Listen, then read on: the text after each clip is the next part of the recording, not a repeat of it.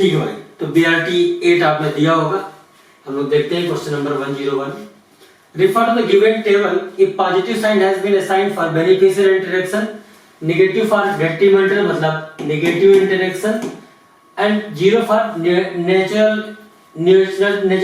Neutral interaction. Identify the type of interaction first, second and third. Select the correct option. पहली species A और species B यहाँ पर दी है और यहाँ टाइप ऑफ इंटरेक्शन बताना है। ए को भी घाटा हो रहा और स्पीशीज बी को भी घाटा हो रहा, दोनों को नुकसान हो रहा। ऐसा तो देखने को मिलता है कहां पर? कंपटीशन में।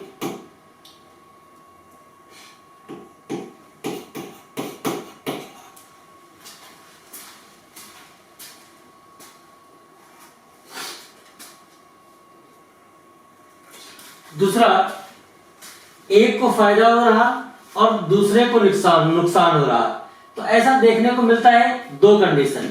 ऐसा देखने को मिल सकता है कहां पर? प्रीडेशन में भी देखने को मिलता है और साथ ही साथ ऐसा देखने को मिलता है पैरासिटिज्म में। ठीक, एक को फायदा हो रहा, दूसरे पर कोई इफेक्ट नहीं है, और ऐसा देखने को कहां पर मिलता है?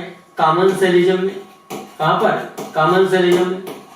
और देखते भाई, पहला कंपटीशन या प्रीडेशन गलत, पहला कंपटीशन, दूसरा प्रीडेशन या पैरासिटिज्म कुछ भी हो सकता है, तीसरा कॉमनसेलिज्म बिल्कुल सही।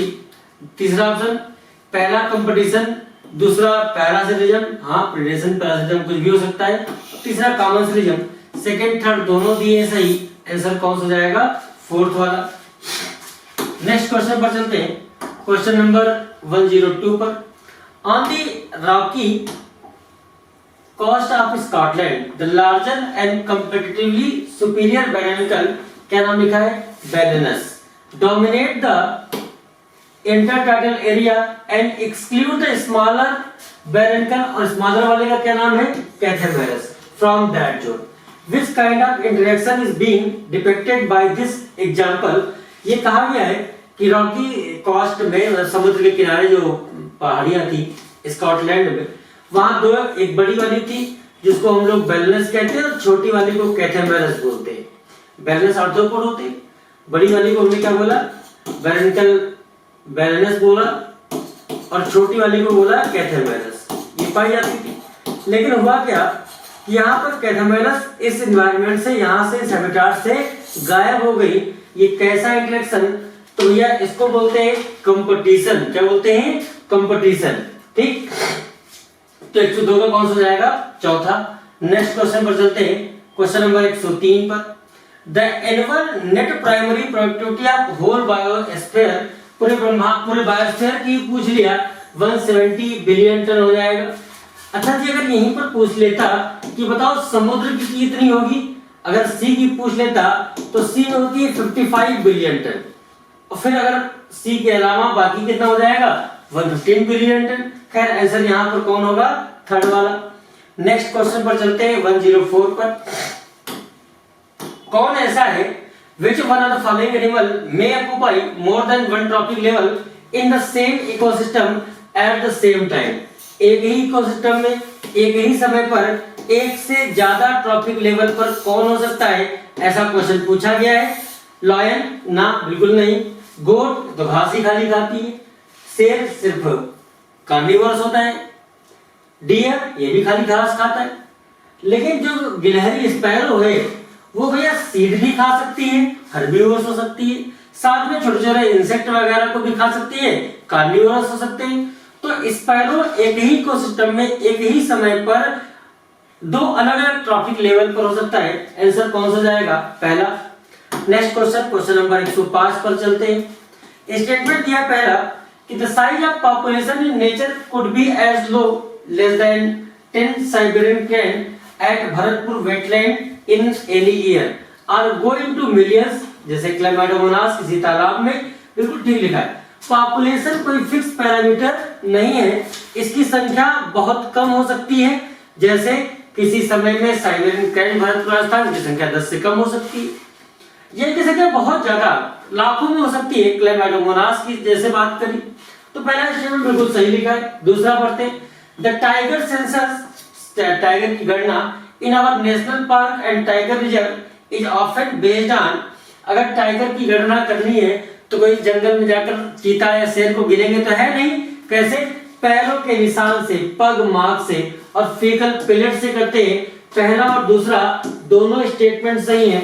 आंसर कौन सा जाएगा? फोर्थ वाला। नेक्स्ट क्वेश्चन पर चलते हैं, क्वेश्चन नंबर 106 पर।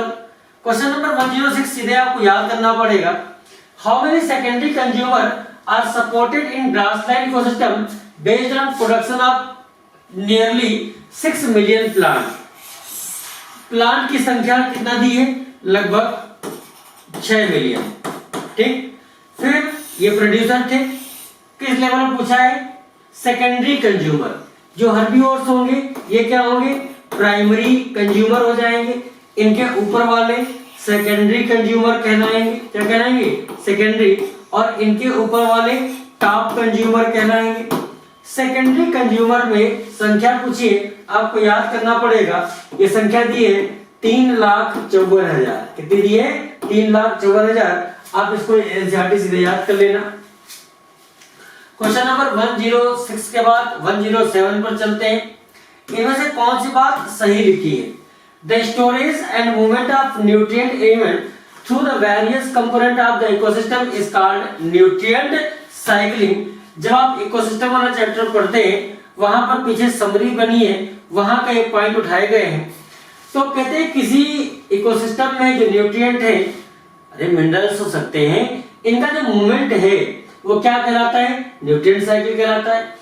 Atmosphere is the reservoir of for the gaseous type of cycle. Atmosphere में कौन सी गैस साइकिल चलती होगी? न्यूट्रिएंट साइकिल, गैसियस की। Saprophyte are not given any place in ecological pyramid even through they play a vital role in the ecosystem. 107 में सारी की सारी बातें सही हैं और मेरे हिसाब से इसका आंसर हो जाना चाहिए कौन सा? फोर्थ वाला। सैप्रोफाइट को चार्ल्स एल्टन ने जो पिरामिड बताया था उसमें कोई स्थान नहीं दिया था, ऐसा हम लोगों ने पहले भी पढ़ा है। और एटमॉस्फेयर में कैसी साइकिल चलती है? गैसियस साइकिल चलती है। क्वेश्चन नंबर 108 पर चलते हैं और पूछा गया है कि the functional component of the ecosystem are. कोई इकोसिस्टम फंक्शनल यूनिट के तौर पर काम तब करता है जब उसमें 4 चीजें मौजूद हों: प्रोडक्टिविटी, डिकम्पोजिशन, एनर्जी फ्लो और nutrient cycle. Productivity, decomposition, energy flow और न्यूट्रिएंट साइकिल, ये 4 कंपोनेंट अगर मौजूद है तो इकोसिस्टम फंक्शनल यूनिट के तौर पर काम करता है। आंसर हो जाएगा कौन सा? सेकंड वाला। क्वेश्चन नंबर 109 पर चलते हैं। नेटलिटी का मतलब होता है जन्म ना, जन्म दर। तो आंसर हो जाएगा कौन सा? बर्थ रेट हो जाएगा। 109 का आंसर कौन सा जाएगा? 109 का आंसर हो जाएगा बर्थ रेट, सेकंड वाला। और पूछ लेते यहीं पर, मोर्टेलिटी बताओ क्या होगा? तो इसको हम क्या बोलते हैं? इसको बोलते हैं डेथ रेट बोलते हैं भैया। क्या बोलते हैं इसको? डेथ रेट बोलते हैं। नेक्स्ट क्वेश्चन पर चलते हैं। Question number 110। Asymptote in a logistic growth curve is obtained when. Asymptote अवस्था कब आएगी? जब k की वैल्यू n के बराबर हो जाए। भाई आपने सिग्मॉइड ग्रोथ कर्व पढ़ा होगा, कुछ ऐसा पढ़ा होगा।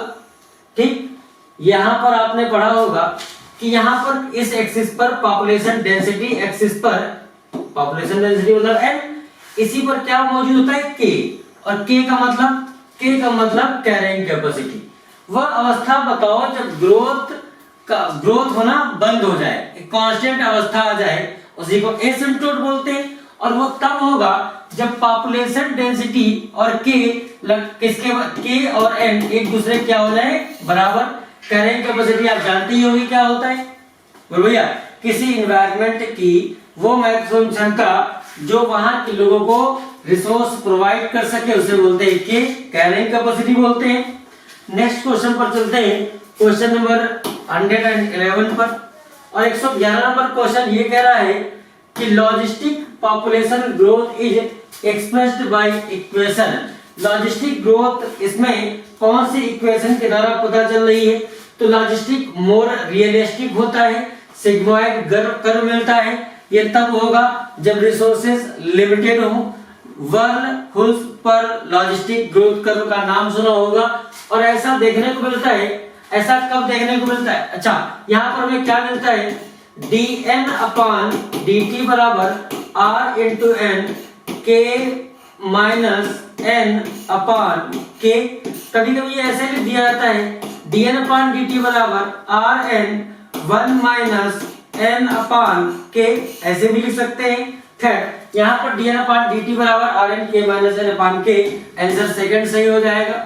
ये क्यों नहीं सही होगा, यहाँ dt बाई dn दिया है, यहाँ dn बाई dt दिया बराबर rn दे दिया, ऐसा तो एक्सपोनेंशियल में मिलता है हमको। dn अपॉन dt बराबर rn n minus k upon n, ये वाली बात भी क्या हो गई, गलत हो गई। सही आंसर कौन सा जाएगा, सही आंसर हो जाएगा सेकंड वाला। यहाँ पर अपॉन का साइन लगा लेना भाई, लगाए बस में नहीं आया। क्वेश्चन नंबर 111 के बाद नेक्स्ट पर चलते हैं, क्वेश्चन नंबर 112 पर।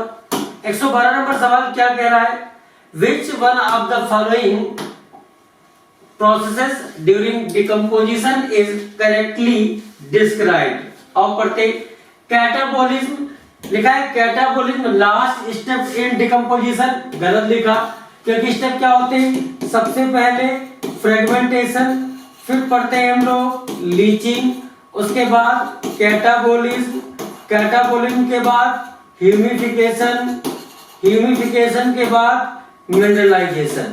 तो कभी भी हम ये नहीं कहेंगे कि कैटाबोलिज्म लास्ट स्टेप है। अगला leaching, water soluble inorganic nutrient rise to the top layer of soil, ना बहुत गहराई में चले जाते हैं, टॉप लेयर में तो बचते नहीं, ये भी बात गलत।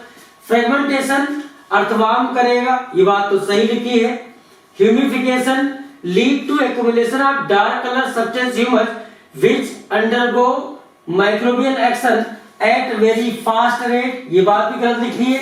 ह्यूमस का जो ब्रेकडाउन होता है एक्सट्रीमली स्लो रेट से होता है, क्योंकि हाईली रेजिस्टेंट होता है माइक्रोबियल एक्शन के लिए। तो खैर यहाँ पर पहला दूसरा चौथा गलत है, पूछा करेक्ट था, आंसर कौन सा जाएगा 112 का थर्ड वाला। नेक्स्ट क्वेश्चन पर चलते हैं, क्वेश्चन नंबर 113। यहाँ पर बड़ा आसान सा सवाल है, 200 जूल एनर्जी थी कहां पर, प्रोड्यूसर लेवल। और प्रोड्यूसर कौन है, प्रोड्यूसर कौन है, प्लांट। तो प्लांट के पास एनर्जी कितनी है, प्लांट के पास एनर्जी है 200 जूल, और पूछा गया है कि बताओ कितनी एनर्जी पहुंचेगी पीकॉक के पास। 10% नियम आपने पढ़ा ही होगा। तो माइस को कितनी मिली, 200 का 10% निकाल लो भैया, 200 का 10% निकाल लो, कितना आएगा 20 जूल। कितना जूल आएगा, 20 जूल आएगा। फिर स्नैक के पास 20 जूल का 10% निकाल लो, कितना आएगा 2 जूल आएगा। और पिकॉक के पास 2 जूल का 10% निकाल लो, बताओ ये कितना आएगा 0.2 जूल। बोलो भैया, तो 113 का सही आंसर हो जाएगा कौन सा, थर्ड वाला। नेक्स्ट क्वेश्चन पर चलते हैं, क्वेश्चन नंबर 114 पर। क्वेश्चन नंबर 114 क्या है, consider the following statement concerning food chain. और इनमें कितनी बातें सही लिखी हैं ये आपको यहाँ पर बताना है पढ़ के। और पढ़ते हैं, पहला बात ये लिखी है कि removal of 80% tiger from an area resulted in greatly increase growth of vegetation. अरे अगर टाइगर हटाओगे तो वेजिटेशन की ग्रोथ पर, प्लांट की ग्रोथ पर कोई प्रभाव नहीं पड़ेगा, क्योंकि टाइगर तो घास फूस खाता नहीं। ये बात क्या लिखी है, गलत। Removal of most of the carnivores resulted in an increase population of dear. हाँ, अगर टाइगर को हटा दो, कार्निवोर्स को हटा दो, लायन को हटा दो, तो क्या होगा, डियर की संख्या बढ़ जाएगी। ये बात सही लिखी है। The length of food chain is generally limited to 3 से 4 ट्रॉपिक लेवल। क्यों, ऊपर जाते जाते एनर्जी बहुत कम हो जाती है, क्योंकि एक से दूसरे ट्रॉपिक लेवल पर 10% एनर्जी ही पहुंचती है। Length of food chain may very from 2 to 8 trophic level, गलत लिखा है, बी और सी सही है, आंसर है कौन सा, थर्ड वाला। नेक्स्ट क्वेश्चन पर चलते हैं, क्वेश्चन नंबर 115 पर। और 115 नंबर क्वेश्चन असर्शन और रीजन का दिया है, और पढ़ते हैं हम लोग। The prickly pear cactus introduced into Australia in the early 1920 के दशक में।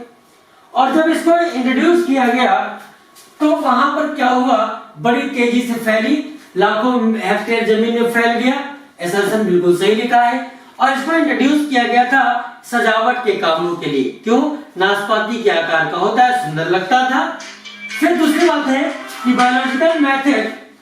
biological control method adopted in agriculture pest control are based on the ability of the predator to regulate prey population। बिल्कुल सही बात। बायोडाइवर्सिटी हम लोगों ने पढ़ा था कि इंसेक्ट को मारने के लिए इंसेक्टिसाइड की आवश्यकता नहीं है, पेस्ट को मारने के लिए पेस्टिसाइड की आवश्यकता नहीं है, हर्ब को खत्म करने के लिए हर्बिसाइड की आवश्यकता नहीं है। नेचर में नेचुरल प्रेडेटर मौजूद होते हैं जिनके द्वारा हम ये काम कर सकते हैं। असर्शन भी सही है और रीजन भी सही लिखा है।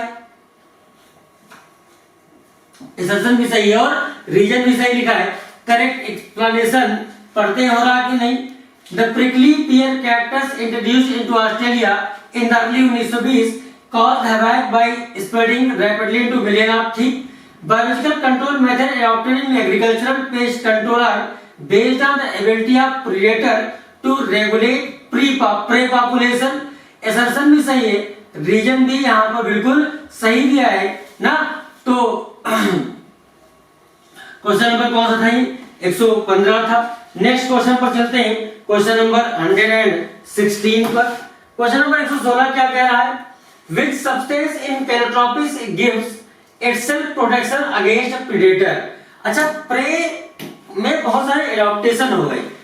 क्या एडाप्टेशन? प्रेडेटर से बचने के लिए, जैसे कभी कांटे कि कुछ पौधों में कांटे हो गए, कैक्टस, एकेसिया में, बबूल में ना।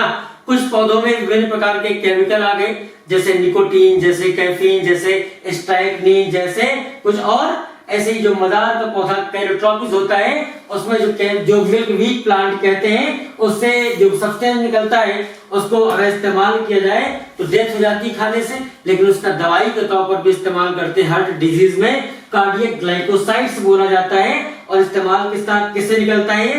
कैलोट्रोपिस से निकलता है। तो क्वेश्चन नंबर 116 का सही आंसर 4th हो जाएगा।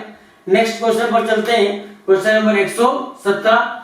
Which one of the following is not a parasitic adaptation। अच्छा, जो पैरासाइट में भी जो विशेषकर इंडो पैरासाइट है उनमें बहुत सारे एडाप्टेशन होते हैं पैरासिटिक लाइफ के लिए, जैसे loss of unnecessary sense organ. इनका इनमें कोई काम नहीं, सेंस ऑर्गन का अंदर रहना है, ना सूंघने का काम है, देखने का काम। डाइजेस्टिव सिस्टम भी कोई जरूरत नहीं क्योंकि पचा पचाया भोजन मिलता है। कहते हैं कि अंदर रहना है, अब कहीं इंटेस्टाइन में है, बह न जाए पानी के साथ साथ गुड मॉर्निंग के समय, तो special adhesive organ hooks and suckers पाए जाते हैं, ये भी पाया जाता है। कौन सा नहीं है? अच्छा, अंदर रहना दो ही काम, भोजन और भजन। खाना खाओ, अपनी संख्या बढ़ाओ। रिप्रोडक्टिव कैपेसिटी बहुत ज्यादा होती है, तो लिखा है लॉस ऑफ रिप्रोडक्टिव कैपेसिटी। ऐसा ये पैरासिटिक एडाप्टेशन नहीं है। आंसर कौन सा हो जाएगा? थर्ड वाला हो जाएगा। क्वेश्चन नंबर 118 पर चलते हैं और क्वेश्चन क्या लिखा है कि the tiger census in our national park and tiger reserve is based on. तो हमने बताया था पग मार्क और फेकल पिलेट्स के आधार पर करते हैं। अब यहाँ पर लिख लिया वनली पग मार्क ना, पग mark and directly counting by seeing only faecal pellet ना। पग मार्क और फेकल पिलेट दोनों के द्वारा करते हैं। ऐसा क्वेश्चन तो बड़ा ऐसे ही फालतू क्वेश्चन है। आंसर हो जाएगा फर्स्ट वाला। क्वेश्चन नंबर 119 पर चलते हैं। 119 नंबर सवाल है, if a new habitat is just being colonised, which process may contribute more significantly to population growth. कहते हैं नया नया हैबिटेट अभी डेवलप हुआ था, अभी बना था, यहाँ पर कोई रह नहीं रहा, बताओ पॉपुलेशन की ग्रोथ को सबसे ज्यादा कौन प्रभावित करेगा। तो मान लो पॉपुलेशन ग्रोथ बराबर क्या पड़ा था, मान लो किसी समय टी समय पर कुछ पॉपुलेशन ग्रोथ थी, एनटी थी।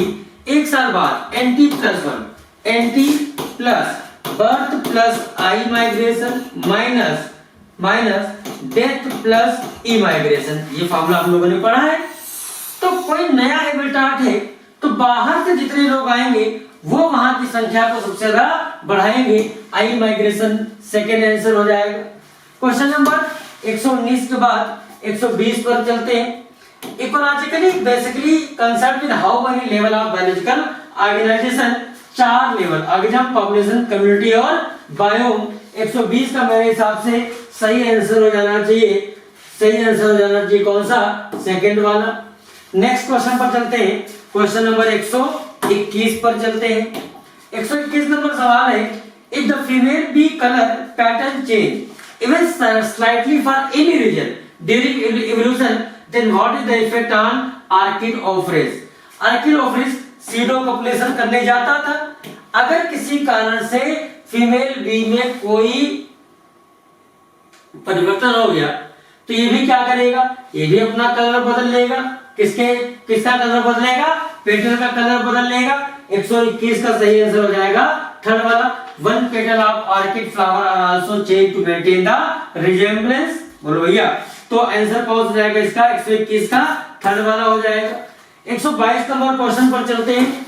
122 नंबर सवाल बड़ा आसान सा, which plant spread rapidly into millions of hectare of rangeland in Australia in 1920 के दशक and was a cause of great havoc. Prickly pear cactus का नाम कभी मत भूलना, आंसर हो जाएगा कौन सा, थर्ड वाला।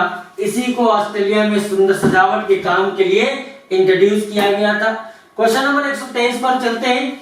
In nature in inter specific competition they point out that species facing competition might evolve mechanism that promote coexistence. और ऐसा कर सकते हैं रिसोर्स पार्टनरिंग के द्वारा। रिसोर्स सेम थे, लड़ाई हो रही थी, कंपटीशन हो रहा था, कंपटीशन को खत्म करना चाहते हैं, साथ साथ रहना चाहते हैं, और रहना चाहते हैं तो क्या करना पड़ेगा, रिसोर्स पार्टीशनिंग कर लो। रिसोर्स जो खाना था, रहने का स्थान था, उसका बंटवारा कर लो। बंटवारा समय के हिसाब से, बंटवारा जरूरत के हिसाब से, बंटवारा घास खाने के फोरेजिंग एक्टिविटीज के हिसाब से, ये हम कर सकते हैं क्या, रिसोर्स पार्टीशनिंग। क्वेश्चन नंबर 124 पर चलते हैं। 124 एसर्शन और रीजन का सवाल है। एसर्शन ये दिया है कि the plant produces highly poisonous cardiac glycoside and that is why you never see any cattle और गोट ब्राउजिंग ऑन दिस प्लांट। कहते हैं कि जो धतूरा है, कैरोटोपिस है, उससे कोई पॉइजनस कार्डियक ग्लाइकोसाइड निकलता है, इसी कारण से कोई घास बकरी इसको खाने नहीं जाती। A wide variety of chemical substance that we extract from plant on commercial scale are produced by them actually as defense against grazer and browser।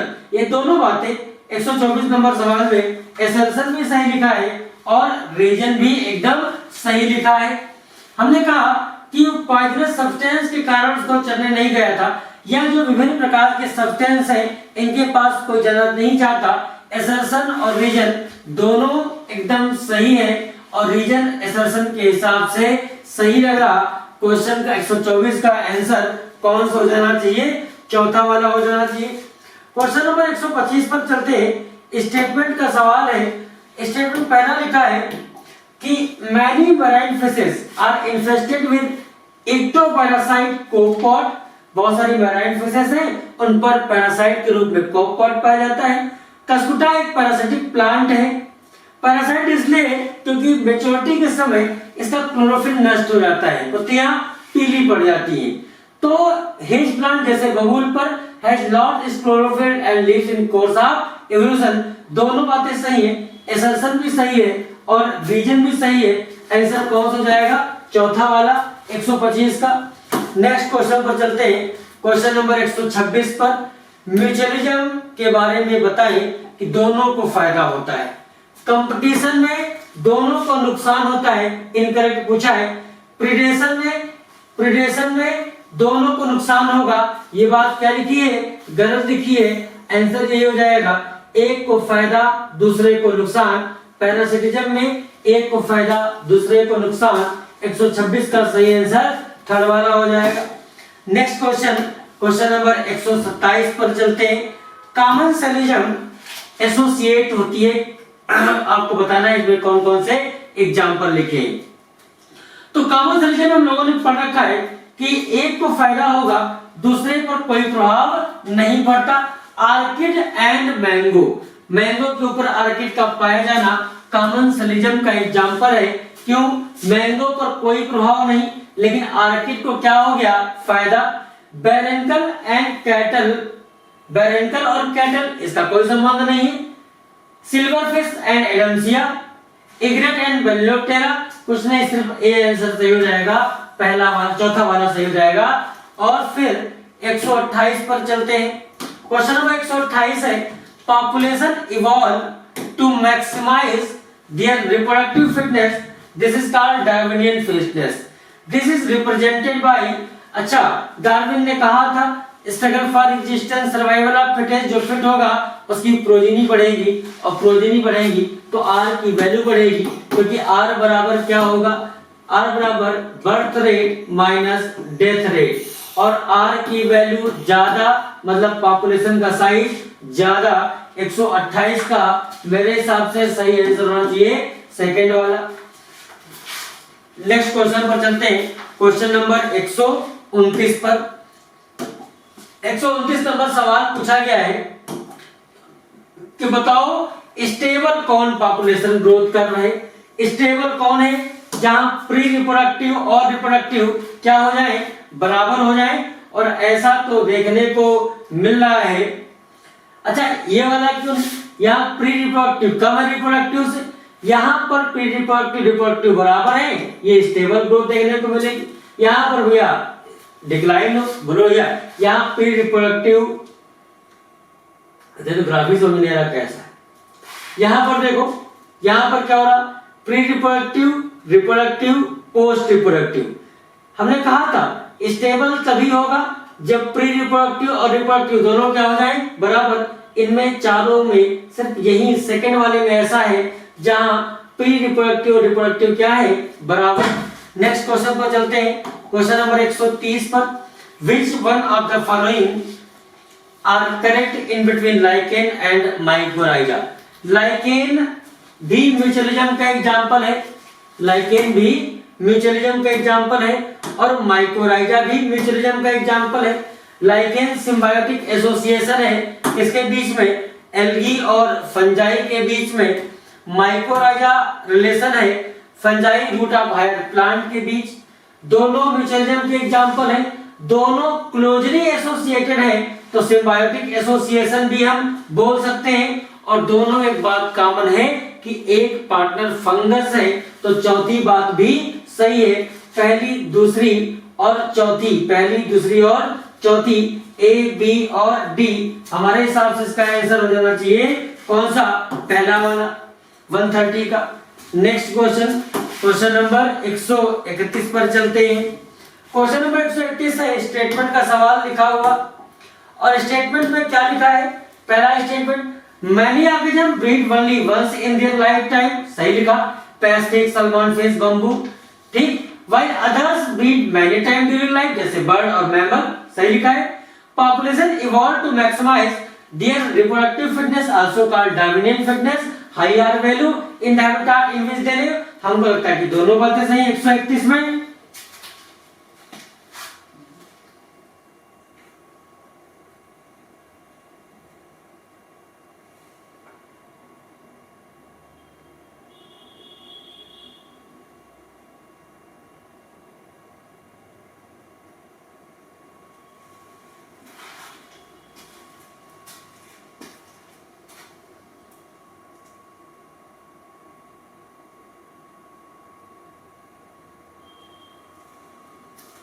Next question पर चलते हैं, क्वेश्चन नंबर 132 पर।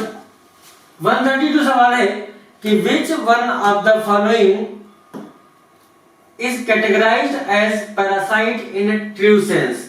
Female anopheles bites and sucks blood from human, इसको हम parasite नहीं बोल सकते। Human foetus developing inside the uterus draw nourishment from mother.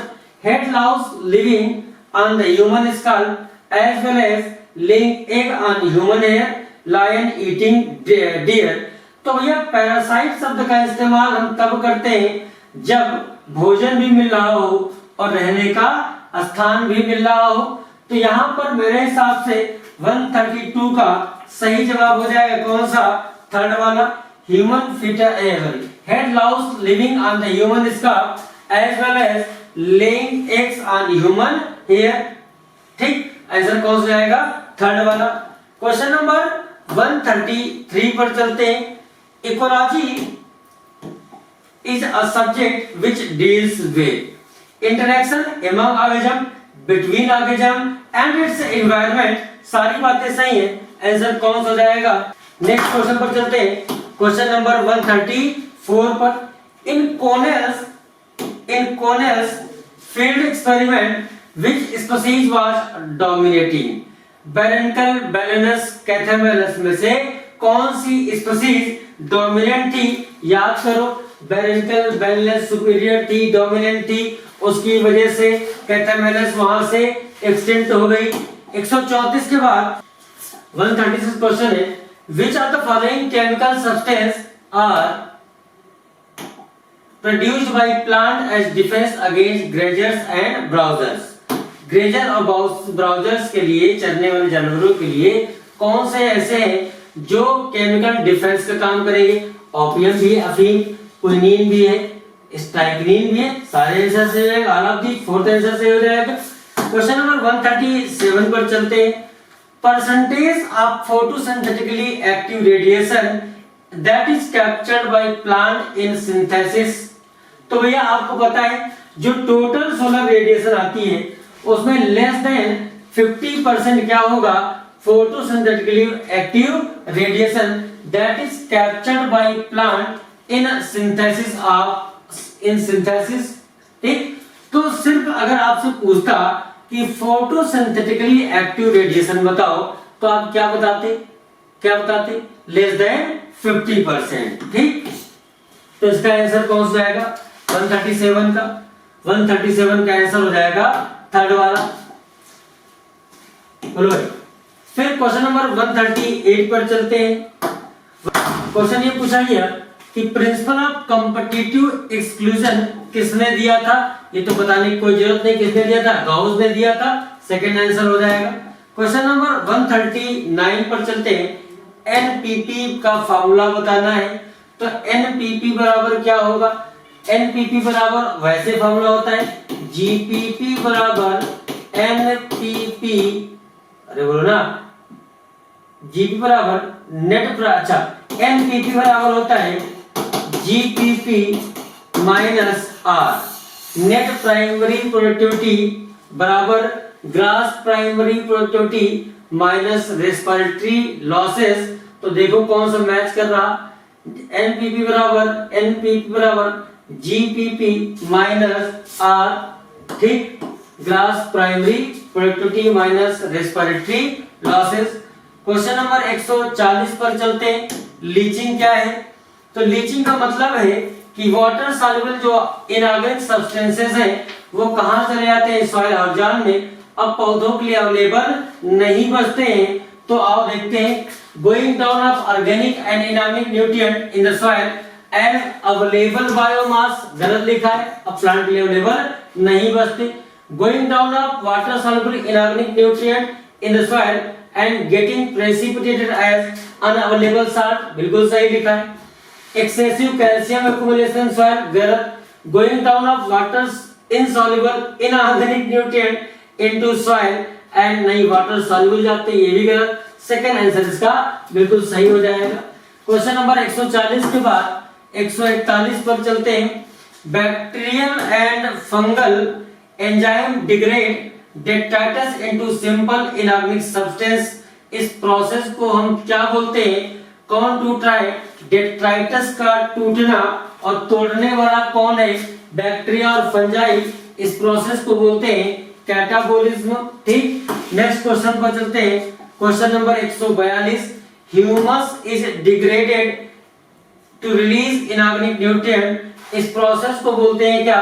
Humus का तोड़ना कहलाता है क्या? मिनरलाइजेशन। क्या बन जाएगा? मिनरल बन जाएगा। 142 का सही आंसर थर्ड हो जाएगा। क्वेश्चन नंबर 143 पर चलते हैं। In soil dark colour amorphous substance in human is. अच्छा, ह्यूमस कैसा होगा? Highly resistant for microbial action and undergo decomposition very slow. 143 का आंसर हो जाएगा सेकंड वाला। ये नॉन कोलैटरल लिखा है, कोलैटरल नेचर का होता है और खूब सारे मिनरल होते हैं, ये बात भी गलत लिखी है। और highly suitable for microbial action, ना माइक्रोब्स को तोड़ना, माइक्रोब्स के तोड़ना बहुत कठिन काम है। क्वेश्चन नंबर 144 पर, where sparrow eats an insect, sparrow किसी इंसेक्ट को खा रही, where sparrow eats an insect, trophic level आपको बताना है। तो प्रोड्यूसर, फिर उसके बाद कौन, हर्बीवोरस, फिर कौन, कार्निवोरस। इंसेक्ट को खा रही कौन, स्पैरो, बताओ कौन सा ट्रॉपिक लेवल हो गया। तो हम कह सकते हैं इनको, ये थे प्राइमरी कंज्यूमर, ये है सेकेंडरी कंज्यूमर। 144 का सही आंसर हो जाएगा कौन सा, सेकंड वाला। नेक्स्ट क्वेश्चन पर चलते हैं, क्वेश्चन नंबर 145 पर। 145 नंबर सवाल है, ट्रॉपिक लेवल क्या रिप्रेजेंट करता है, ये किसी स्पीशीज के फंक्शनल लेवल को, फंक्शनल लेवल स्पीशीज लेवल है सच ना। तो 145 का सही आंसर क्या हो जाएगा, तो क्या हो जाएगा सेकेंड, क्योंकि हमने क्या बताया, ट्रॉपिक लेवल क्या रिप्रेजेंट करता है, फंक्शनल लेवल को ना। तो आंसर कौन हो जाएगा, सेकेंड। क्या स्पीशीज के लेवल को बताना है ना भैया, तो यहाँ लिखा फंक्शनल एंड स्पीशीज, ये बात गलत हो गई। क्वेश्चन नंबर 146 पर चलते हैं, which is correct statement regarding pyramid of energy, energy का पिरामिड हमेशा upright, it never be inverted, ये कभी इन्वर्टेड नहीं हो सकता। तो इसका आंसर कौन सा जाएगा, वो करेक्ट पूछा है ना, तो ये बात क्या लिखी, इट इज नेवर इन्वर्टेड। 146 का आंसर हो जाएगा कौन सा, चौथा वाला, फोर्थ आंसर हो जाएगा। बोलो भाई, फोर्थ आंसर सही हो जाएगा। क्वेश्चन नंबर 147 पर चलते हैं, विच इज करेक्ट स्टेटमेंट, सवाल ये पूछा गया है कि in most ecosystem all the pyramids of number, energy and biomass are upright, pyramid of number is inverted in a tree ecosystem, pyramid of biomass is generally inverted in sea ecosystem, all are correct। देखो भैया एकदम सही बात है कि ज्यादातर ecosystem में number का, एनर्जी का, बायोमास का पिरामिड अपराइट होता है। एक ट्री को हजारों इंसेक्ट खा रहे थे, प्रोड्यूसर कम कंज्यूमर ज्यादा, पिरामिड इन्वर्टेड हो गया। और समुद्र में सी इकोसिस्टम में बायोमास का पिरामिड कैसा होगा, इन्वर्टेड। सारी बातें सही लिखी है, आंसर हो जाएगा फोर्थ वाला। क्वेश्चन नंबर 148 पर, pyramid of biomass in a sea is generally inverted, क्यों ऐसा होगा, क्योंकि ऑप्शन लिखा है, biomass of fish is far less than phytoplankton, biomass of fish exceeds than that of phytoplankton, due to buoyancy in sea mass of fishes become less। तो हम जानते हैं कि अब यहाँ पर फाइटोप्लैंक्टन, बायोमास पूछा है, प्रोड्यूसर है, मछलियां कंज्यूमर है, प्रोड्यूसर का बायोमास, फाइटोप्लैंक्टन का बायोमास मछली की तुलना में क्या होगा, कम, प्रोड्यूसर का बायोमास कम, कंज्यूमर का बायोमास ज्यादा, प्रोड्यूसर का कम, कंज्यूमर का ज्यादा, पिरामिड कैसा है, इन्वर्टेड होगा। तो 148 का सही आंसर सेकंड वाला हो जाएगा। नेक्स्ट क्वेश्चन पर चलते हैं, क्वेश्चन नंबर 149 पर। 149 सवाल कह रहा है कि decomposition of detritus is slower if, detritus का डिकम्पोजिशन स्लो होगा अगर उसमें लिग्निन और काइटिन ज्यादा मात्रा में मौजूद हो। कौन सा आंसर सही हो जाएगा, चौथा वाला सही हो जाएगा। क्वेश्चन नंबर 150 पर चलते हैं, 150 सवाल है, select the statement which best explain commensalism. Commensalism में क्या होगा, एक को फायदा, दूसरे पर कोई प्रभाव नहीं पड़ेगा, other is not affected, one is benefited. 150 का मेरे हिसाब से सही आंसर हो जाएगा कौन सा, थर्ड वाला। कौन सा आंसर हो जाएगा 150 का, 150 का कौन सा आएगा, थर्ड वाला। क्वेश्चन नंबर 151 पर चलते हैं, असर्शन दिया है, except for deep sea hydrothermal vent, समुद्र में बहुत गहराई पर जाने पर उसको छोड़ दिया जाए तो sun is the only source of energy for all ecosystem on earth. बिल्कुल सही बात लिखी है कि समुद्र में बहुत गहराई में तो सोलर रेडिएशन पहुंचती नहीं, उसको छोड़कर sun is the ultimate source of energy on earth. एकदम सही लिखा। रीजन लिखा है, plant capture only 2 to 10% of photosynthetically active radiation, ये बात भी सही लिखी। हमने कहा था टोटल रेडिएशन का लेस देन 50% क्या होता है, पावर होता है, ठीक। और पावर का प्लांट कितना इस्तेमाल करते हैं, पावर का प्लांट इस्तेमाल करते हैं 2 से लेकर 10% तक, दोनों बातें सही लिखी। लेकिन रीजन असर्शन को एक्सप्लेन नहीं कर रहा, तो इसका आंसर मेरे हिसाब से हो जाना चाहिए पहला वाला। क्वेश्चन नंबर 152 पर चलते हैं। 152 सवाल क्या है, स्टेटमेंट दिया है कि humus is further degraded by some microbes and release of organic nutrient occurs by process known as humification. Humification नहीं कहते, इसको क्या कहते हैं, ह्यूमस के ब्रेकडाउन से जो मिनरल बने, इनऑर्गेनिक सब्सटेंस बने, उसको कहते हैं मिनरलाइजेशन। और ऑर्गेनिक नहीं होना चाहिए, क्या होना चाहिए, इनऑर्गेनिक होना चाहिए।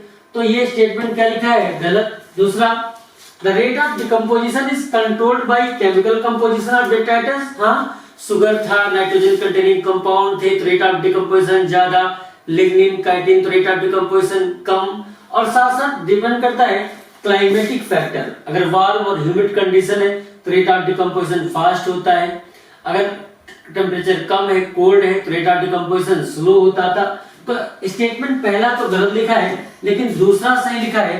तो पहला गलत है, दूसरा सही है। आंसर इसका होना चाहिए 152 का थर्ड वाला। नेक्स्ट क्वेश्चन पर चलते हैं, क्वेश्चन नंबर 153 पर। Community is defined as, community is defined as individual of the same kind, individual of the same species, individual of population, population of different species. इसका आंसर कौन सा हो जाएगा, फोर्थ वाला हो जाएगा। कम्युनिटी में एक स्पीशीज नहीं बल्कि कई स्पीशीज होती हैं। 154 पर चलते हैं। क्वेश्चन नंबर 154 कह रहा है in a pond there are 400 lotus plant last year, through reproduction 16 new lotus plant are added, taking the current population 416, calculate the birth rate. और बर्थ रेट कैलकुलेट करना है तो हम क्या करेंगे, नए वाले कितने हुए 416 माइनस पहले से कितने थे 400 मतलब 16। बर्थ रेट पता करना है, b बराबर नए वाले अपान पुराने वाले। अच्छा, नए वाले अपान पुराने वाले, सॉल्व करेंगे क्या आएगा 0.04 आ जाएगा, 0.04 स्प्रिंग पर ईयर। 154 का आंसर हो जाएगा फोर्थ वाला। नेक्स्ट क्वेश्चन पर चलते हैं, क्वेश्चन नंबर 155 पर। 155 सवाल क्या कह रहा है, in a population birth rate is 0.15।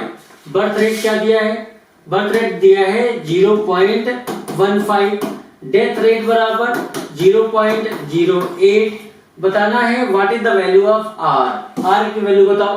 तो आर की वैल्यू होती है birth rate minus death rate per capita. Birth rate दिया है 0.15, डेथ रेट 0.08, सॉल्व करेंगे 0.07। सही आंसर आ जाएगा कौन सा, सेकंड वाला।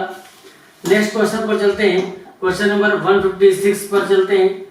156 सवाल है, अब population has more young individual compared to older individual, what would be the status of population after some year। अगर यंग इंडिविजुअल ज्यादा है, प्री रिप्रोडक्टिव ज्यादा है, तो पोस्ट रिप्रोडक्टिव से तो ये एक्सपेंडिंग का कंडीशन बता रही, मतलब पॉपुलेशन क्या हो रहा है, लगातार बढ़ती जा रही। आंसर हो जाएगा कौन सा, आंसर हो जाएगा इसका फोर्थ वाला। नेक्स्ट क्वेश्चन पर चलते हैं 157 पर।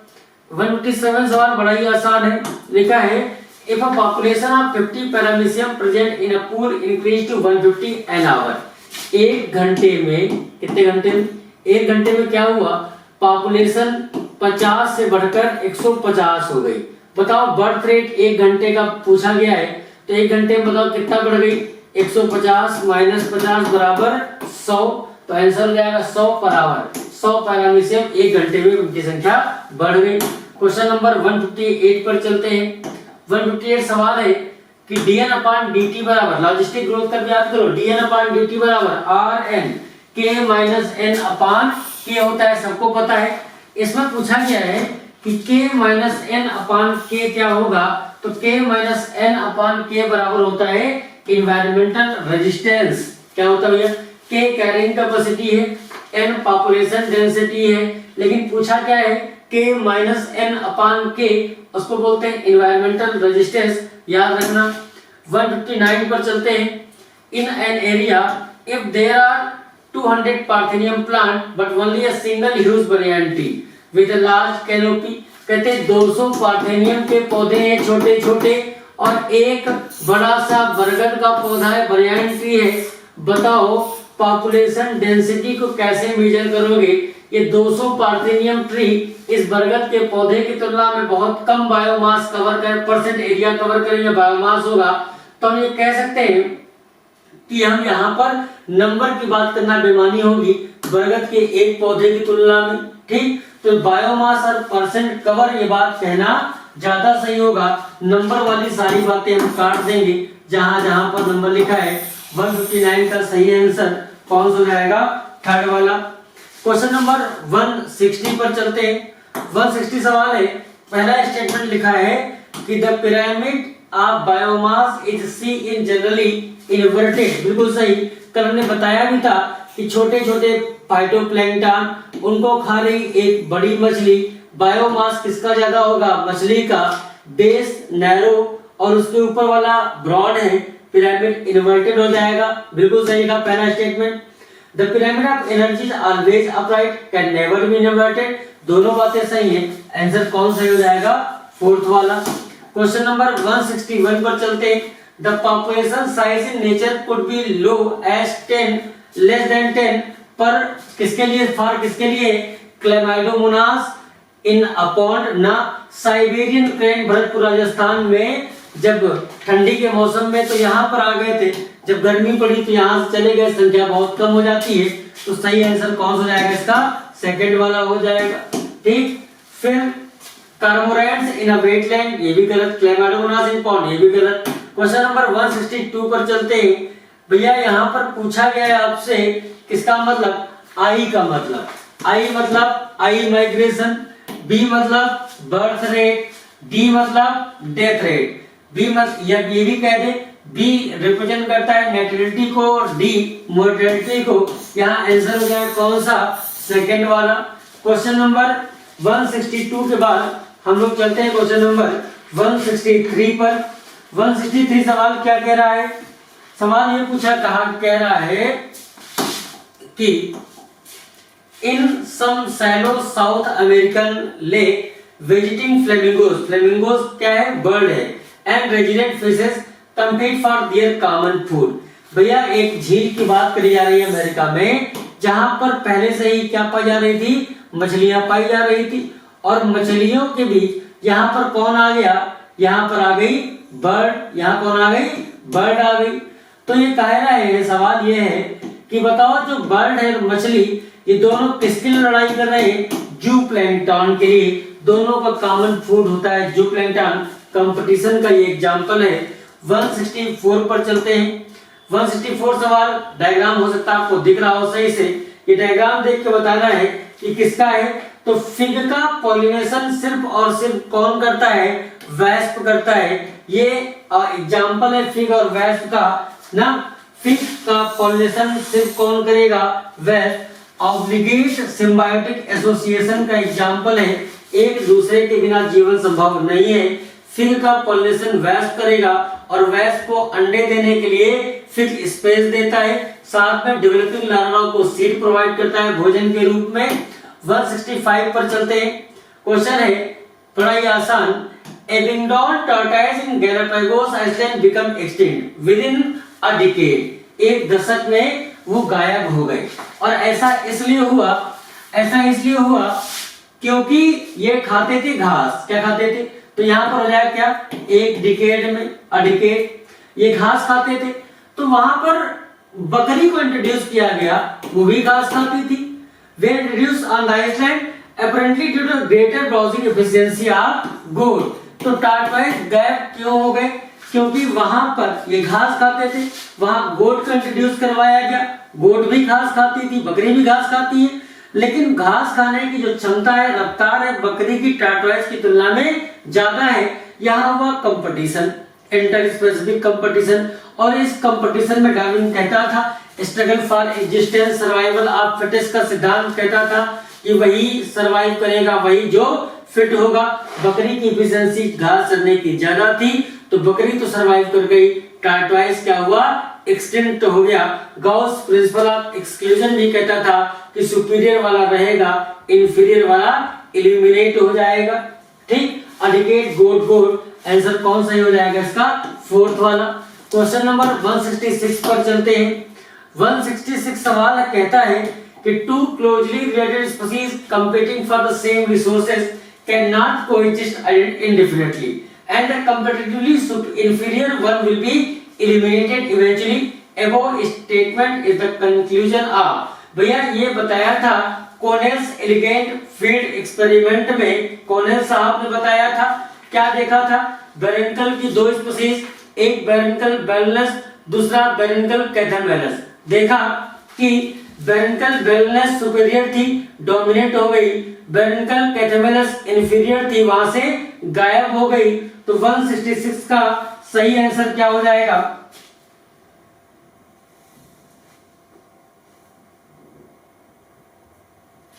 two closely related species competing for same resources cannot coexist indefinitely and competitively inferior will be eliminated eventually. Above statement is the conclusion of, तो गाउस का प्रिंसिपल था एक्सक्लूजन का। एक्सक्लूड का मतलब क्या होता है, बाहर जाना, बाहर निकाल देना। ठीक, एक्सक्लूड मतलब क्या, इंक्लूड अंदर मतलब रहना, एक्सक्लूड मतलब बाहर।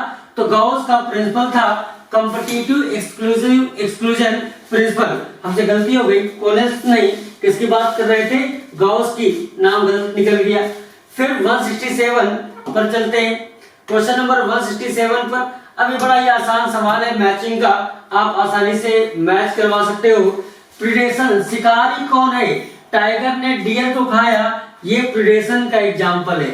कस्कुटा का पौधा किसी झाड़ी वाले पौधे जैसे बबूल पर रहता है, कस्कुटा हेज प्लांट पैरासिटिज्म का एग्जाम्पल है। और फ्लेमिंगोस बर्ड आई थी जिस तालाब में जहां मछली रहती थी, जो प्लैंकटन से लड़ाई लड़ रही थी, ये एग्जाम्पल था कंपटीशन का। कस्कुटा पैरासाइट क्यों कहलाता है, क्योंकि क्या हुआ, इसमें क्लोरोफिल नष्ट हो जाता है, इसकी पत्तियां पीली पड़ जाती हैं, तो भोजन की जरूरतों को पूरा करने के लिए वहां पर रहता है। तो ए में सेकेंड, बी में थर्ड और सी में फर्स्ट। आंसर हो जाएगा कौन सा, 167 का, 167 का सही आंसर हो जाएगा फोर्थ वाला। क्वेश्चन नंबर 168 पर चलते हैं। 168 सवाल क्या कह रहा भैया, सवाल बड़ा ही आसान है, पढ़ लो। More recent studies point out that species facing competition might evolve mechanism that promote coexistence rather than exclusion।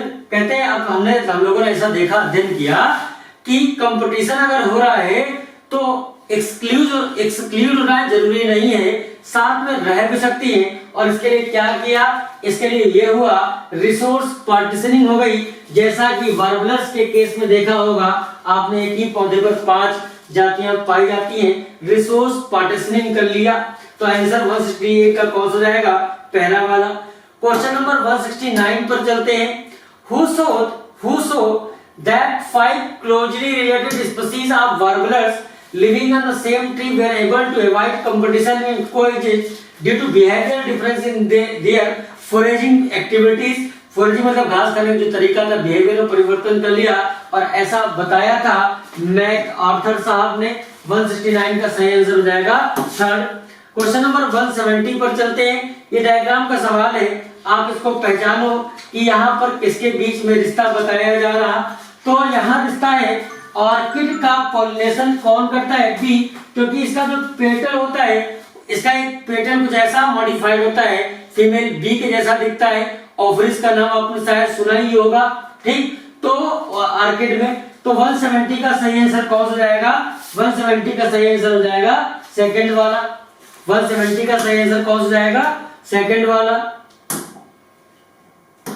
ठीक, अब नेक्स्ट क्वेश्चन पर चलते हैं। क्वेश्चन नंबर 171 पर 170 असर्शन और रीजन का सवाल है, और पढ़ते हैं भैया। पर सवाल ये लिखा है, असर्शन लिखा है कि each trophic level first second third level है certain mass of living material at a particular time, और उस बायोमास को, जो यहाँ बायोमास है उसको हम लोग बोलते हैं कि जो लिविंग मटेरियल है उसको हम बोलते हैं स्टैंडिंग क्रॉप। और भाई अगर मिनरल के लिए पूछा है था तो स्टैंडिंग स्टेट शब्द का इस्तेमाल करते हैं। The standing crop is measured as the mass of living organism और the number in unit area. तो असर्शन भी सही लिखा है, रीजन भी सही लिखा है, लेकिन रीजन और असर्शन का कोई तालमेल यहाँ पर नहीं बैठ रहा। आंसर कौन सा जाएगा? पहला वाला। क्वेश्चन नंबर 172 पर चलते हैं जल्दी से। In case of brood parasitism the host and parasite respectively, कौन होस्ट है कौन पैरासाइट? तो भैया कौवा के घोंसले में कोयल अंडा देने जाती है, होस्ट कौन हुआ? कौवा। पैरासाइट कौन हुआ? कोयल। तो बताओ क्या कौन सा आंसर हो जाएगा? पहला वाला हो जाएगा। 173 पर चलते हैं।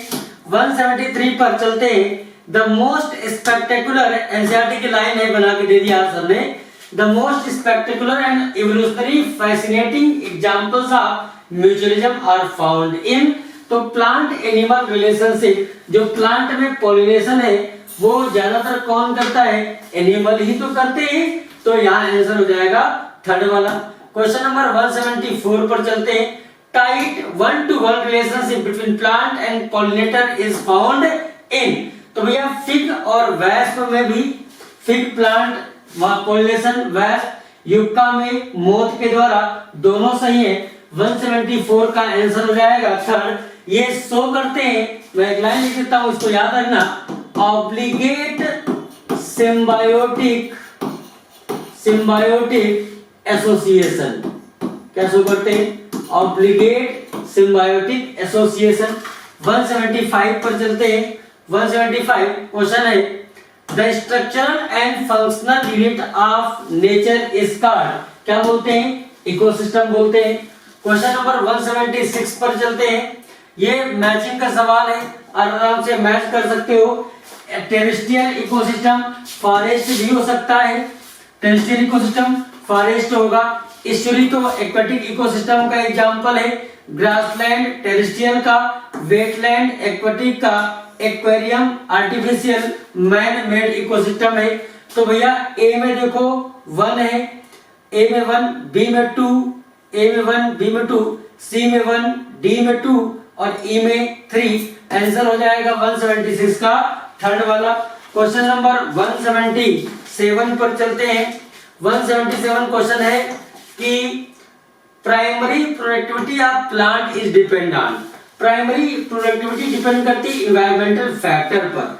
वहां पर कितने मिनरल मौजूद हैं, अवेलेबिलिटी ऑफ न्यूट्रिएंट पर, साथ में प्लांट की स्पीशीज पर, शुगर केन की खेती कर रहे हैं, दाल की खेती कर रहे हैं, शुगर केन तो मोस्ट प्रोडक्टिव होते हैं। प्लांट के फोटोसिंथेटिक कैपेसिटी पर सारी बातें सही है। आंसर हो जाएगा ऑल ऑफ दीज। 177 का 4। क्वेश्चन नंबर 178 पर गए। बायोटिक कम्युनिटी प्राइमरी कंज्यूमर कौन होगा? तो भैया प्राइमरी प्रोड्यूसर कौन है? प्राइमरी प्रोड्यूसर तो हमेशा प्लांट है। प्राइमरी प्रोड्यूसर तो हमेशा, अरे प्राइमरी प्रोड्यूसर कौन होते हैं? प्लांट। और प्लांट को जो खाता है उसे हम क्या बोलते हैं? हर्बीवोर्स बोलते हैं। तो बताओ, और हर्बीवोर्स क्या कहलाएंगे? प्राइमरी कंज्यूमर कहलाएंगे। तो हर्बीवोर्स इसका आंसर हो जाएगा थर्ड वाला। 179 पर चलते हैं। 179 पर चलते हैं। Bacteria and fungi are, bacteria और फंजाई क्या है? डिकम्पोजर। और चार्ल्स एल्टन ने अपने पिरामिड में इनको कोई स्थान नहीं दिया था। खैर जो क्वेश्चन था उसका आंसर फोर्थ हो जाएगा। क्वेश्चन नंबर 180 पर चलते हैं। कॉलम यहाँ पर मैच करवाना है, आर की वैल्यू आपको यहाँ पर बताना है, और आर की वैल्यू तो आप बड़ी आसानी से बता सकते हैं। 1981 में ह्यूमन पॉपुलेशन की अगर हम बात करते हैं तो जो आर की वैल्यू है 0.0205 होती थी। ठीक, नॉर्वे रैट की अगर बात करी जाए तो आर की वैल्यू 0.015 होगी। फ्लोर बीटल के लिए 0.12 होगी। ये आर की वैल्यू है। तो ए में हो गया थर्ड, ए में थर्ड, बी में सेकेंड और सी में 1। आंसर हो जाएगा कौन सा? फर्स्ट। अगर आपसे ये सवाल पूछता कि बताओ ह्यूमन पॉपुलेशन में आर की वैल्यू ये है नार्वेरेट में 0.015 है, फ्लोरीमीटर में 0.12 है। बताओ आर की वैल्यू देखकर कि किसकी पॉपुलेशन सबसे तेजी से बढ़ रही होगी। तो आर की वैल्यू अगर ज्यादा है तो पॉपुलेशन बढ़ने के चांसेस भी, पॉपुलेशन बढ़ने का जो रेट होगा वो भी ज्यादा होगा। आंसर कौन सा होगा? फोर्थ वाला। क्वेश्चन नंबर 181 पर चलते हैं। कितने % इंसेक्ट ऐसे हैं जो प्लांट पर डिपेंडेंट है? फाइटोफैगस होते हैं 25% होते हैं। क्वेश्चन नंबर 182 पर चलते हैं। स्टेटमेंट का सवाल है gross primary productivity GPP minus R बराबर क्या होगा? एनपीपी हो जाएगा। ठीक, तो पहली बात तो सही लिखिए। Secondary productivity is defined as rate of formation of new organic matter by consumer. एकदम सही भाई। प्लांट को जिसने खाया था उसने क्या खाया था? प्लांट को किसने खाया? हर्बीवोर्स ने। इसको क्या मिला? Primary productivity. हर्बीवोर्स को किसी कार्निवोर्स ने खा लिया, इसको क्या मिला? सेकेंडरी प्रोडक्टिविटी मिली। तो दोनों स्टेटमेंट सही है। आंसर हो जाएगा कौन सा? 182 का फोर्थ वाला। क्वेश्चन नंबर 183 पर चलते हैं। 183 सवाल है the prickly pair cactus in the early 1920 introduced into. तो हमने अर्ली लिखवाया तो उसने ग्रुप करवाया। अर्ली यहां होना चाहिए था, अर्ली होना चाहिए था। तो भैया कहां पर ऐसा किया गया था? ऑस्ट्रेलिया में। अगर ये सवाल होता कि बताओ क्यों इंट्रोड्यूस किया गया तो आप बताते ऑर्नामेंटल पर्पस से। फिर क्वेश्चन नंबर 184 पर चलते हैं। The monarch butterfly is highly distasteful to its predator. Predator कौन है इसका? Bird. Because of a special chemical present in its body, the butterfly acquire this chemical during। तो बटरफ्लाई क्या होता है?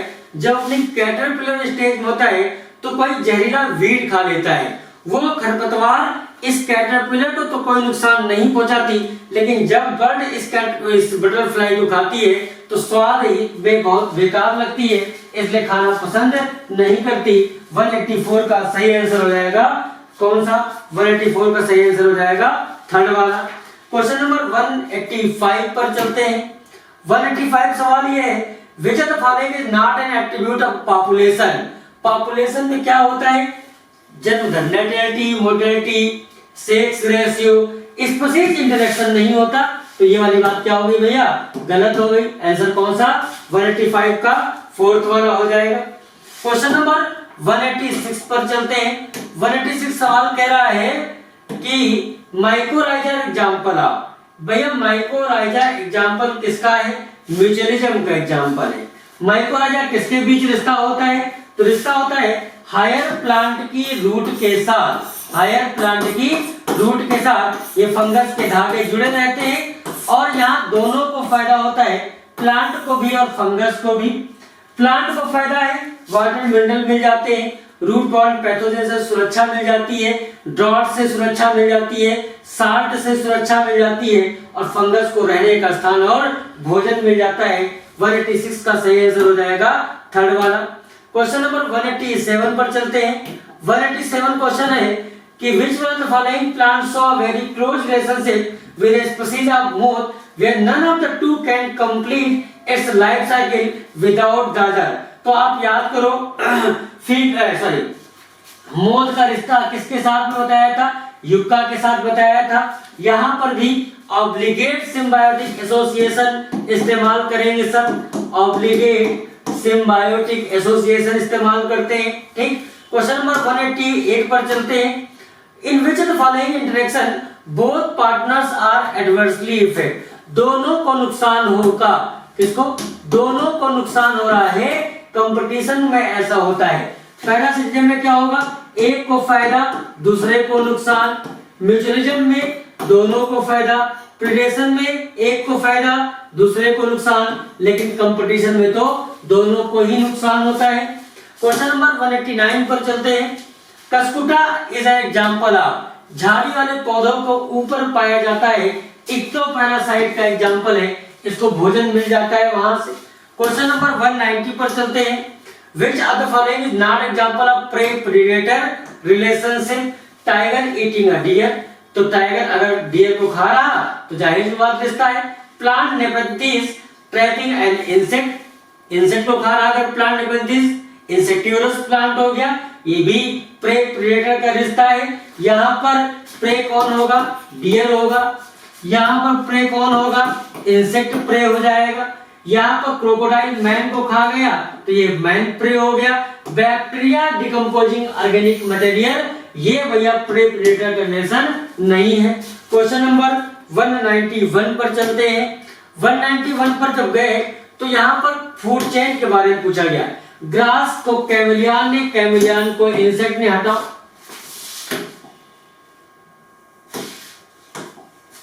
चलो ये रिश्ता भैया हमें अच्छा नहीं लगा, ऐसा गलत है। ग्रास को फॉक्स ने, अरे फॉक्स को रैबिट क्यों खाएगा, इसको भी हटाओ। फाइटोप्लैंक्टन को जूप्लैंक्टन, जूप्लैंक्टन को फिश, बिल्कुल सही लिखा है, थर्ड आंसर इसका सही हो जाएगा। फॉलन लीफ को बैक्टीरिया, बैक्टीरिया को इंसेक्ट के लार्वी, इंसेक्ट के लार्वी तो बैक्टीरिया को खाते हैं लेकिन जो तुरंत पत्ती गिरती है बैक्टीरिया को डिकम्पोज करते हैं, बोलो भैया, तो ये आंसर भी नहीं होगा, थर्ड आंसर हो जाएगा। क्वेश्चन नंबर 192 पर चलते हैं। Which of the following is not used for construction of ecological pyramid? तो fresh weight, number of individual, rate of energy flow या फिर ड्राई वेट, किसको शामिल यहाँ पर नहीं करते हैं, ऐसा आपसे पूछा गया है। तो इकोलॉजिकल पिरामिड बनाते समय फ्रेश वेट को शामिल नहीं करते, ड्राई वेट को कर सकते हैं।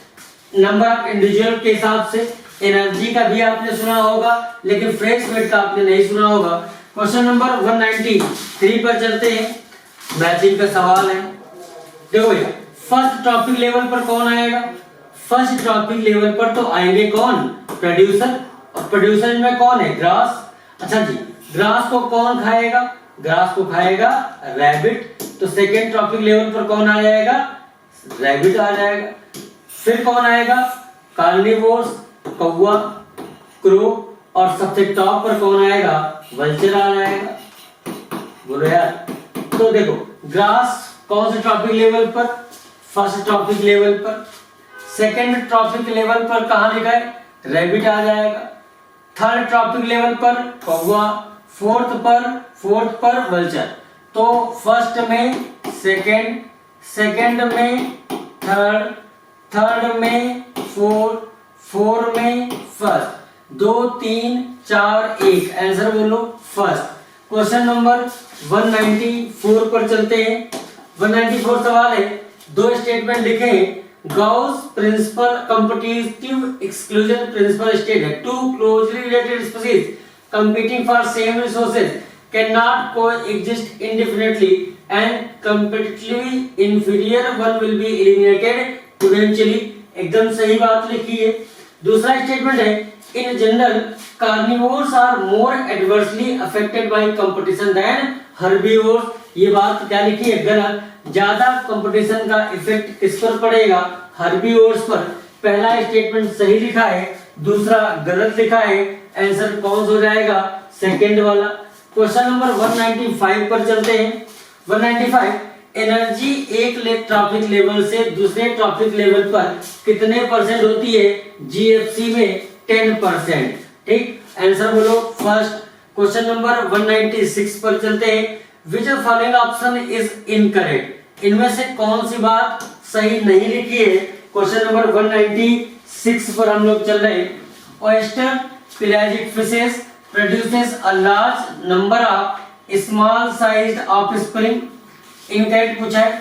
Predator in nature are prudent, एकदम सही लिखा है। Some species of insect and frog are cryptically colored, camouflage show करते हैं to avoid being affected easily by their predator। Answer कौन सा जाएगा इसका? फोर्थ वाला। अरे यार डिफेक्टेड नहीं, अफेक्टेड होना चाहिए। ठीक, क्वेश्चन नंबर 197 पर चलते हैं। 197, which of the following option is correct? Thorns are most common morphological means of defense, बिल्कुल सही। केसियान बताया था, कैक्टस में सुना था। Many plant produces and store chemical that make herbivores sick when they are eaten, ये भी सही। प्लांट में केमिकल चाहे निकोटीन हो, क्विनीन हो, स्ट्राइकनीन हो, कार्डियक ग्लाइकोसाइड्स हो ना। Human liver fluid depend on 2 internet host snail and fish. सारी बातें सही। मेरे हिसाब से इसका आंसर 197 का तो 4th हो जाना चाहिए। क्वेश्चन नंबर 198 पर चलते हैं और 198 नंबर सवाल क्या कह रहा है कि the energy and biomass relationship between the organism at different trophic level can be better expressed by. अगर आपको एनर्जी या बायोमास का लेवल बताना है तो आपको किसकी आवश्यकता पड़ेगी? इकोलॉजिकल पिरामिड की आवश्यकता पड़ेगी। और इकोलॉजिकल पिरामिड को जिसने बताया था उसका नाम था चार्ल्स एल्टन। बायोमास का, एनर्जी का, नंबर का पिरामिड बनाया था। क्वेश्चन नंबर 199 पर चलते हैं। Which of the following statement is correct? Geometrical growth produces J shape population growth कर। आपने ऐसा कुछ population growth कर देखा भी होगा एक्सपोनेंशियल में। कैसा मिलता था? J shape मिलता था। Logistic growth occur when resources are limited, ये भी सही है। Equation for exponential growth nt equal to n naught e power rt। चाहे आप ये लिख दो कि dn अपॉन dt बराबर r इंटू n या nt equal to n naught e की पावर rt। दोनों बातें क्या है? सही है। और अब भी इसका आंसर हो जाएगा 199 का। और आज का आखिरी सवाल क्वेश्चन नंबर 200। जब 200 क्वेश्चन पर चलते हैं तो सवाल पूछा गया है आपसे बड़ा ही आसान सा पूछा है। Study the population growth curve A and B are given the graph and select the correct incorrect option. आपको गलत बात बतानी है। कर्व ए, अच्छा पहले curve A show exponential growth represented by equation dn upon dt बराबर rn, सही लिखा। Curve B show logistic growth represented by dn upon dt rn k minus n upon k, ये बात भी सही लिखी। Exponential growth curve is considered more realistic than logistic, ये बात गलत लिखी है। ये तो तब होता है जब रिसोर्सेज अनलिमिटेड हो, लेकिन नेचर में ऐसा संभव नहीं है। रियलिस्टिक जगह कौन है? Logistic growth. Curve A can also be represented by equation nt equal to n naught e power rt, ये बात भी सही है। तो ये 200 क्वेश्चन हम लोगों ने किए। उम्मीद है पेपर बहुत ही इजी था इस बार का। आपके 90 में 90 क्वेश्चन सही भी होंगे। Thank you.